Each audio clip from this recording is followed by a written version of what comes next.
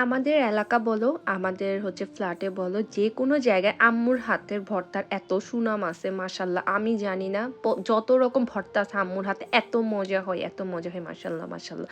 যাই হোক, একদম এখানে কতগুলো জিনিস নিয়ে বসছে দেখছো।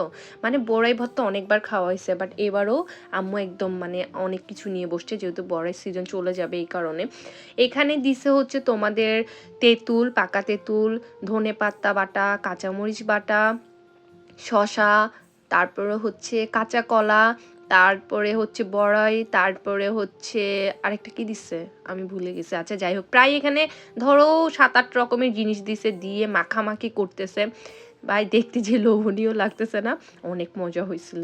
তো যেটা হচ্ছে দুপুর টাইমে আম্মু এরকম করে, আর এখানে শুধু আমাদের জন্য বানানো হচ্ছে না, বানিয়ে পুরো ফ্ল্যাটের সবাইকেই কিন্তু দেয়া হবে। এরপর দেখো মরিচের গুঁড়া দিলে একটু, যাতে ঝালটা লাগে আর একটু কালার আসে। আর আম্মুর ভর্তার জন্য সবাই পাগল, আর আম্মু একা খেতে পছন্দ করে না। সবসময় আম্মুকে একটা জিনিস দেখি, যে কোনো কিছু বানাবে সবার জন্য একটু একটুখানি করে পাঠাবে। এটা মানে আম্মুর একটা নীতি বলতে পারো।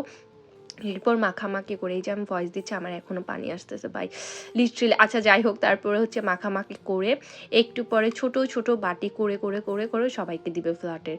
এরপর আমি কিছু রেখে দিব, আমি একটু ছাদে গিয়ে খাবো, কারণ হচ্ছে ছাদে অনেক রোদ থাকে, তো আমি বিকেল টাইমে গিয়ে ছাদে বসে মানে ভর্তা খেতে ভালো লাগে। ওখানেও গিয়ে কি খাবো, ওখানে অনেক আন্টিরা থাকে, ওনাদেরকেও আবার একটু একটুখানি দিতে হয়। মানে মিলেমিশে খেলে আসলে মজা। এই যে দেখো আমি ছাদে কিছুক্ষণ বসে বসে ক্লিপ নিলাম, নিয়ে হচ্ছে আমি মানে মজা করে ভর্তা খাবো। শসা থেকে একটু পানি বের হয়ে গেছে, বাট এই ভর্তাটা অনেক মজা ছিল। Thank you.